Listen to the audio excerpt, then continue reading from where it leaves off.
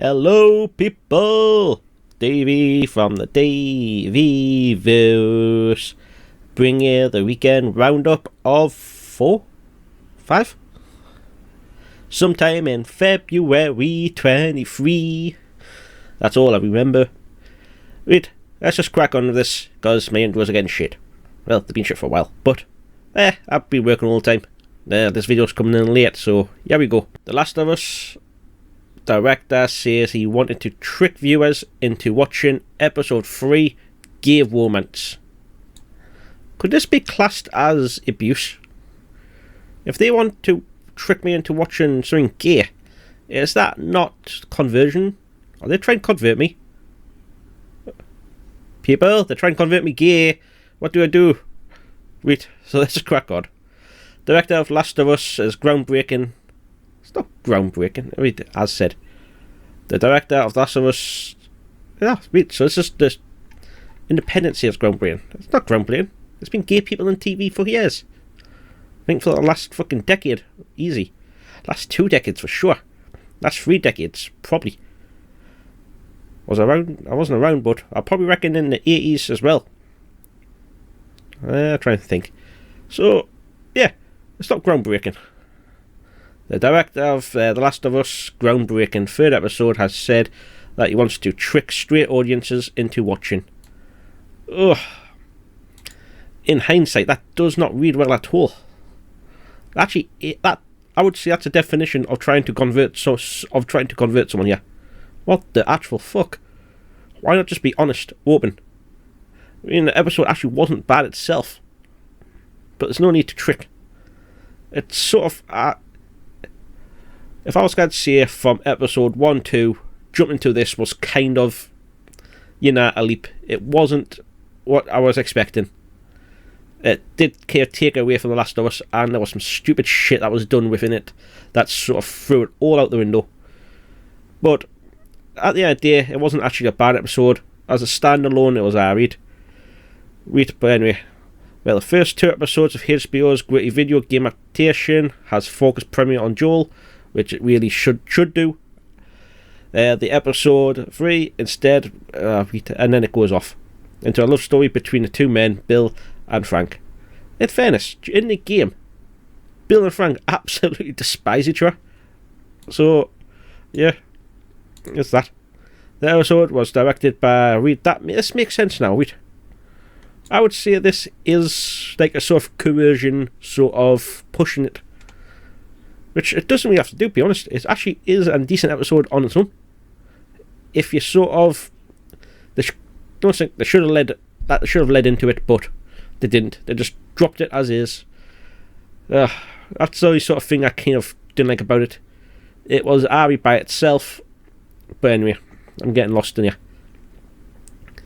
Speaking to the inverse about the 3rd episode, Last of Us, Harold said, sometimes you sort of trick the rest of the world into watching these things before they like it.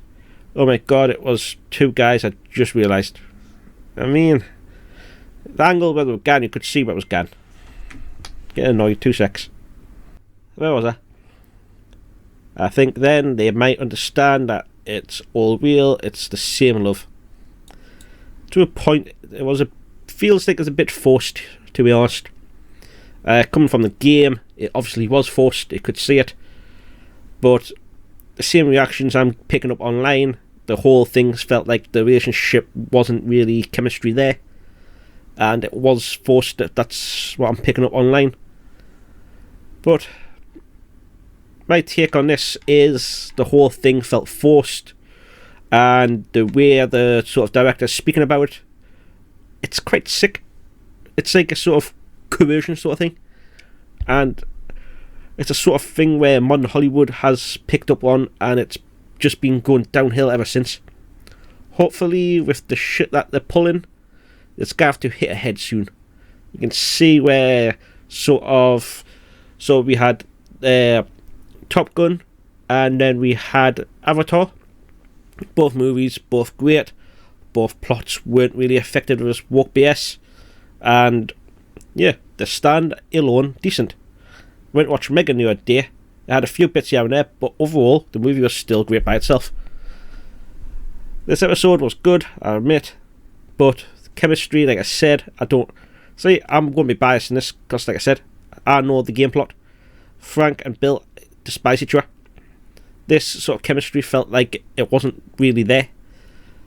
And that's sort of what I picked up from reading articles and seeing other reviews. So, that's my take on it. It's a bit forced, and the whole sort of media narrative, sort of director saying, it's a bit grim. But, let's move on. The Witcher may not last past season 5. Oof. So, the whole Henry Cavill thing has come back and bit Netflix on the ass.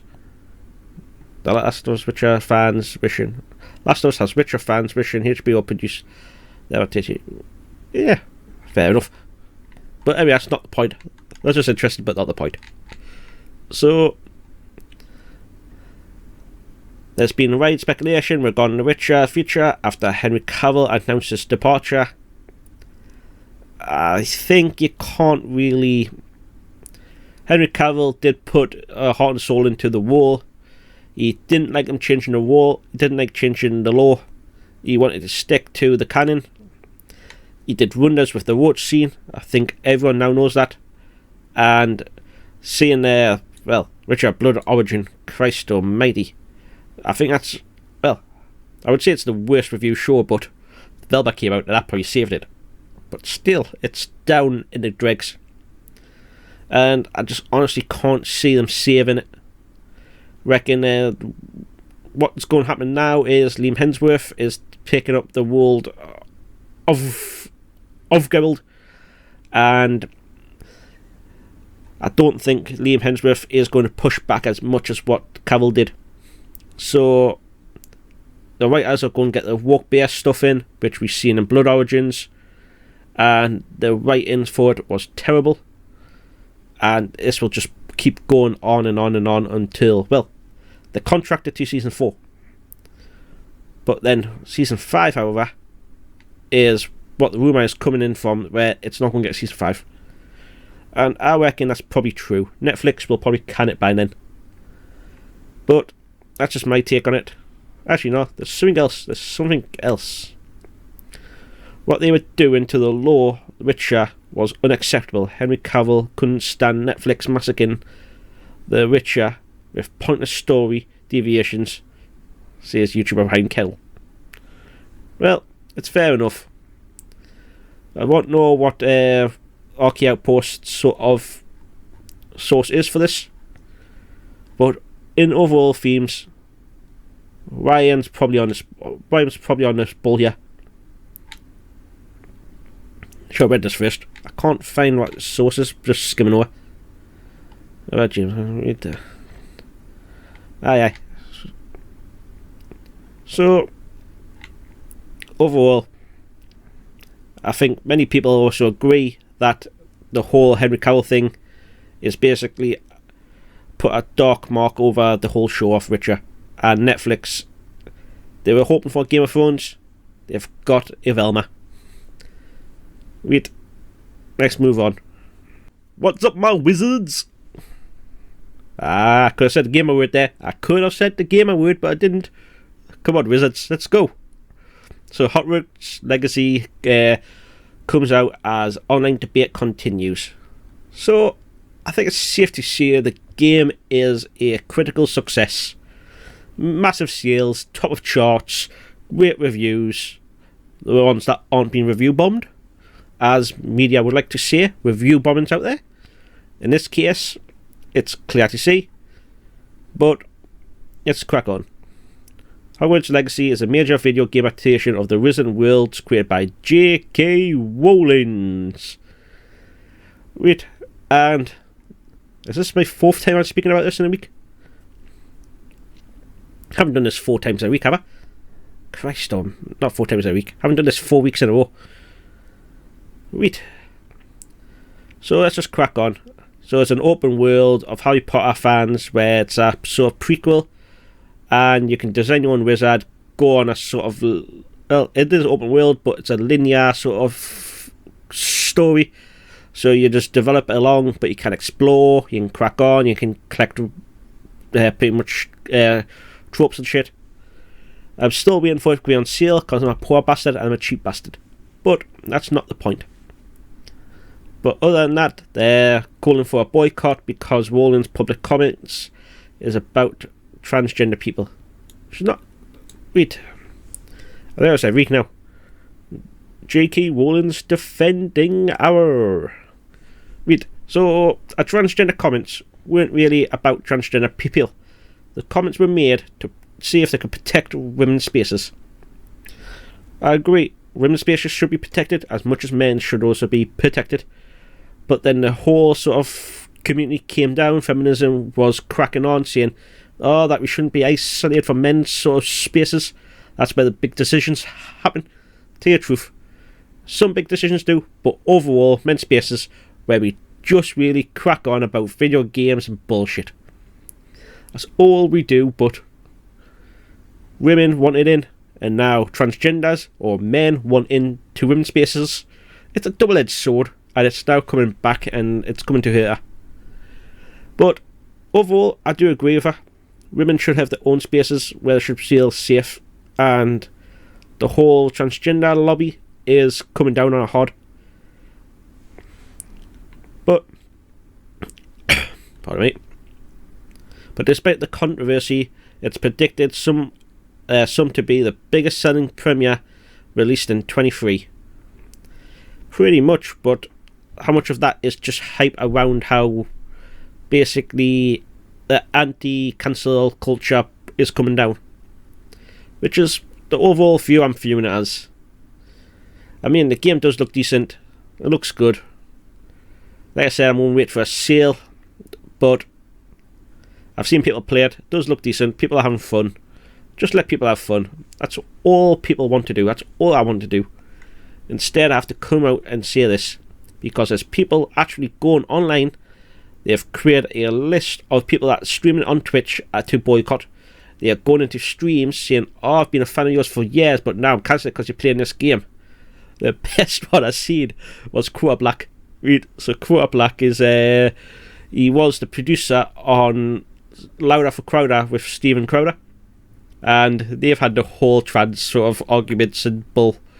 And then someone went, I've been a fan of yours for years, but now since you're playing this transphobic game, I'm not. It's like, do you know what he did? Do you know his past? It was like, what? Did that actually happen? Oh my days. So they're going around, they're doing stuff like this, and it's just the normal tactic of the left. Fun in games, eh? Read. The title has already broken records for number of people watching streams, playing preview copies. At one time, it's reported 1.3 million people were watching content relating to the game on Twitch. That's a Twitch record, isn't it? It's got to be a single player record at least. Online people might be a bit higher because they have tournaments and stuff, but read. Some have pushed back against the boycott, arguing to choose to play the game doesn't automatically mean you support the overstatements. Pretty much, you can separate the art from the artist. I don't get why people are sort of tying it in, but it is what it is. Taylor seems to be attending school, made famous by Harry Potter 1 and Hermione. But before... Hang on, BBC, you can't put Hermione last. Ooh, that's sexist. Sorry, BBC, cancel. But before the time back in 1800s, like I said, it's a prequel. So, overall, boycott sent a clear message. Ooh, it did it? Ooh, it has it, like. So on and so forth. You can read it in your own time. I want to jump to this.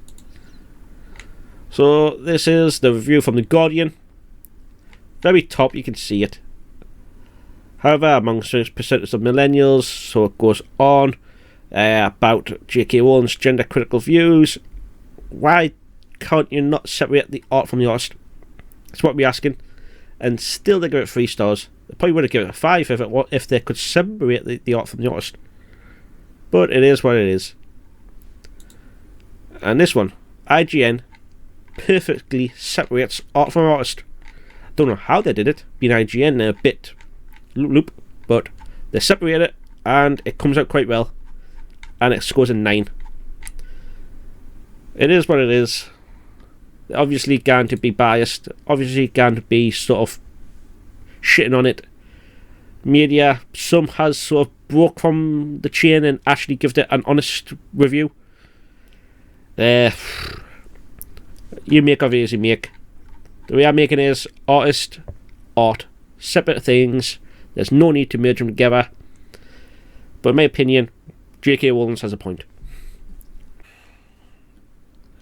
If an image is worth 1,000 words, Death Star on the back of a trans flag. Just after my last topic of covering Hogwarts Legacy, it's sort of there. But no, I want to come back to this one. This is the one I want. Amidst Wikipedia scandal, Luke Skywalker is labelled as an LGBT plus individual based on a 22 short story by activist writer Sam Maggs. So, an activist writer and a story from 22, so it's not Lucas whatsoever. And now Luke Skywalker is a homosexual.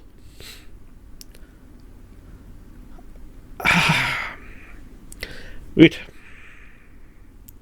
Why do they kill everything I love? Let's just cover this.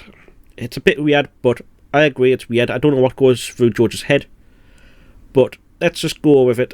So Luke Skywalker is introduced on Tatooine.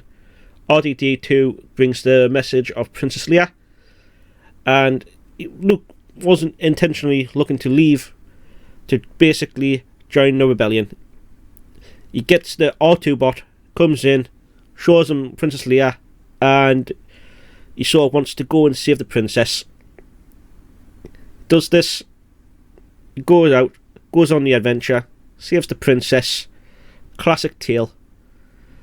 Then he sort of gets a kiss off her, and then the sort of the feud between Han and Luke sort of overlay picks up a bit, and then Luke sort of starts to sort of develop that, like, sort of starts to believe that they are related, which is what I'm thinking, that when towards the end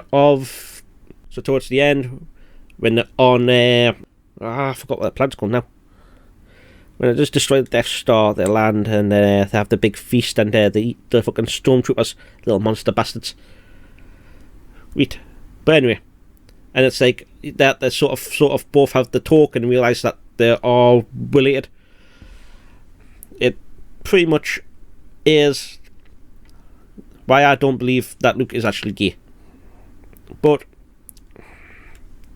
Disney here has to hire activist writers and has to sort of bullshit all this. But then why Wikipedia now jumps into this, it's because Wikipedia is now also adding pronouns, which you all pretty much know that the pronouns is a signal to show if you're in the cult or if you're out the cult. So if you have your pronouns announced, you're in the cult, and we can see where this is going. But I wonder if this is that because Wikipedia was also caught in a sort of dead naming controversy a few years ago, and pretty much now that's the symbol. That is what the trans lobby has become. The woke LGBTQ plus WXYZ is. My days. Serve the actually serve the Empire? I mean, they may as well have. So yeah, the whole thing is just a big long trail of shit that then wraps up in a nice pretty bow and slapped right bang on the back of the flag. Whew. If that one doesn't get banned, I don't know what will. But next. Hey up, Governor, you got a license for that gamer word? Right. When do I need licenses to see a gamer word? For fuck's sake. Ubisoft teams up with UK police to tackle most extreme cases of online harassment and threats. I'm sorry. You were being too mean. Can you please report to the police station? For one, if I'm... Wait, I'm not going to say this outright. I'm not touching no Ubisoft game. This could actually get me locked up. If I say the wrong thing, I could accidentally name someone and get locked up. How fucked is that? Wait. As the game industry ever larger player becomes more connected, the problem of toxic behaviour has moved from a background concern to major issues for developers, publishers, and in extreme cases, the authorities. And now, in a move that will be welcomed by many publishers, by many publishers, Ubisoft.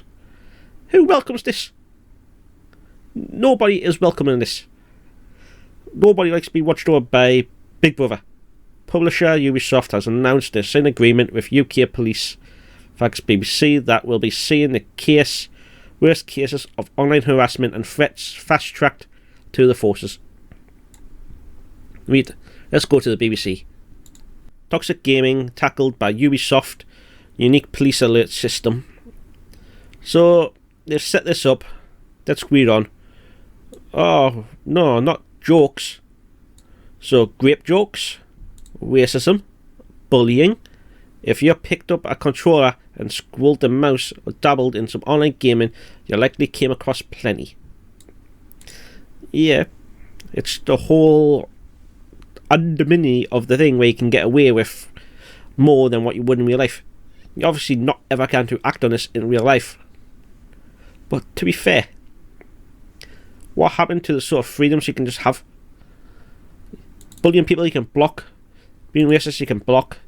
Telling offensive jokes you don't like you can block. Why do I have to then be policed?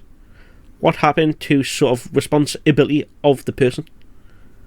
Christ almighty, just a bunch of babies now. The gaming industry, like others where people interact online, has been trying to figure out how to get to grips with behaviour like this for years. And you've went down the route of getting police involved.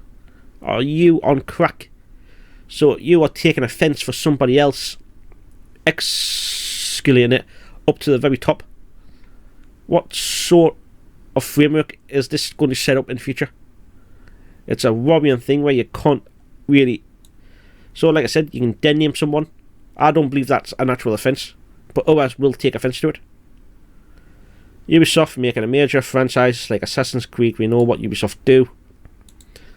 They hope there to agree in a statement, converse with the industry and see if others follow suit. Fuck it. I'm in the UK. I want to write to my fucking MP and see what the fuck they're doing.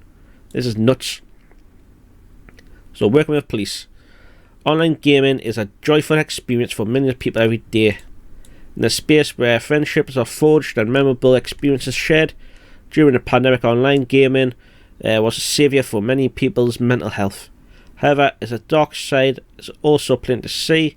Abusive behaviour, death threats and grooming can be found online spaces. Abusive behaviours always can be there. You've got games like COD, for fuck's sake, where testosterone will be flying. You're running around trying to win the game. You've got FIFA, where you're trying to win the game as well. Obviously, you're going to shout abuse, you're going to shout curse words. It's just human nature, that one. Death threats, not my sort of thing, but you do hear it now and again, and it's just funny to take the mick out of someone that loses their head. Because you know, death threats are coming from people that lose their head, they shout that sort of shit, and then you just beat them down for you. And grooming, if you want grooming, it's more social medias. Fucking hell. But then, grooming, why would you really put kids in sort of online games anyway? I reckon that online games should be restricted to a 16 no matter what. Just to stop kids from actually trying to get into them. But that's a different point. It can be found online in gaming safe spaces. We want to be on this right side of history. You want to be right side of history by policing it? I don't think anyone that sort of stood against their freedom has been on the right side of history. Right. Damien, a senior director at the Newcastle-based Ubisoft. This is in my backyard, for fuck's sake. Oh. I wonder if I can apply for a job and sort of sneak in. I don't know, that might be sort of trespassing. Might go over. I think it's on the quayside actually. I think I know where it is. It's here and 4 other locations around the world that staff are monitoring how players of Ubisoft games are getting on, responding to requests for help and activities, getting involved with communities that evolve around their titles. So it's going to be worldwide, isn't it? Just getting UK police involved first and see how you can roll out worldwide, I reckon. That's how it'll probably go. Other companies have similar setups between what Unique has involved local law enforcement. Yeah. I don't see why this would be a sort of law enforcement environment area. If it then sort of progresses into that, there's already laws on the books where the individual will either have to report them. Don't see why the company then does that step for them. It's a bit above your station. Between the company and Northumbria Police works in 2 parts. Let's see how this works. Firstly, it seems specialist officers share their knowledge and experience on harmful online interactions with 200,000 strong, not 200,000, 200 strong team working at the centre in Newcastle, which they've applied the training to their daily work. See, the thing that annoys me about this is we have non-crime hate instances in the UK. 2 seconds. Okay. This is the stupidest thing. So, in the UK, we have non-crime hate instances, which is what this will probably be also brought up into. If you want to read this, feel free. It's on the Spectator. But UK is a stupid place with stupid laws. Not even a law. Well, it's a law, but not a law, if that makes sense. So, you can see how this is going to get applied. And it's stupid. Secondly, an agreement is in place that in extreme cases where there is a threat to life or potential serious harm spotted, staff can fast track. How can... Read. It's a game avatar. You're not actually ever going to find somebody. I don't really know how you can find somebody just from looking at the name. So there's going to be no real threat to life. Serious harm, you could probably tell someone to go and off themselves. But I don't agree that would be a serious harm either. People would just brush it off. Read. Then they'll decide whether or not to act. Read what's face explains that BBC News, we have millions of players, tens of millions of interactions, so how can we identify? It's in a doubt, but at the same time it's very important, which is why we want to sign this deal and try to make things right. We want to focus to the most extreme cases, making sure we do right things, because it gives us a solid foundation to build the rest of the world of the work around. Yeah, my ladders got nicked off my work van. Go and find them. Go and find my fucking work ladders. What the fuck are you actually doing? Wait, I've had 2 pairs of 3-stage ladders nicked off the top of my roof rack on my work van. Fucking twice. No clues, nothing, just giving a serial number to report to my insurance company. That's then costing me more money to fucking insure. Then I got shot at the other week. Fucking hell, I was driving back from the post office, I started posting some samples off. Got fucking shot at. Oh, here's a crime number. Oh, cheers, because that helps us. Fucking, if you want to talk about serious harm, I got fucking shot at. You dopey pricks. Oof, that's actually annoyed the fuck out of that. Wait. Wasting fucking resources. Less than 0.01% of cases that centre details will end up requiring police intervention. That works out roughly at a handful of cases a month. Waste. Wait, what's a threat to life in? Andrew Holiday and his team. Double L's phone is off. And the team, cases that get close to or reach the threshold of police intervention. This is where game problems is. Hang on, how did they know? They've got to be really looking into it to know if it's actually a threat to life. They would have to trace the IPs back, see if they're actually in the same sort of range, make sure that people actually ages to actually get to each other. Wait. What we're working on closely with the police is triangling. You know, where you look at a case and decide, right, this is one we can deal with in-house, or if it's something that needs to be passed on. Gaming is a global and sometimes case seized by staff has crossed national borders. If it crosses national borders, they're never going to meet. Fucking hell. Wait, so he tells us about a recent case in Norway, saying things were said and behaviours displayed that hit our threshold and interfered. There was a threat to life and serious harm. The agreement with Northumbria Police meant that after it was flagged, even those that wasn't a UK citizen, they will be able to get in touch with North.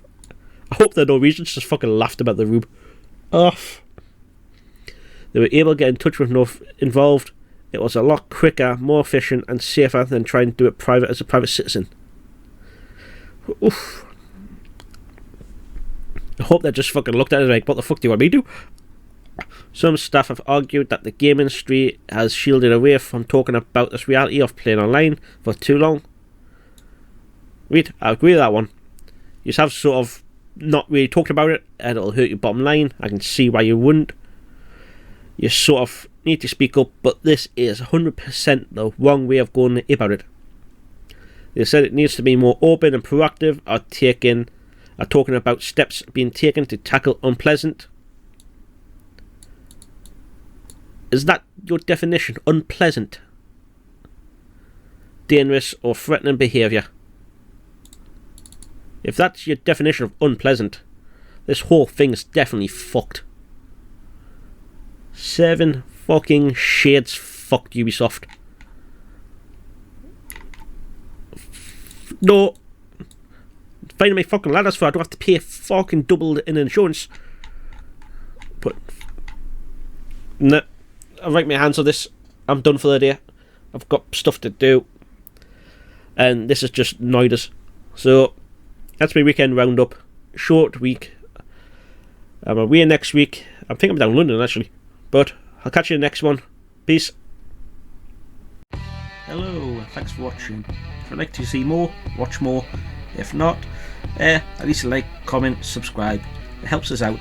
Appreciate it. I'll catch you in the next one. Peace.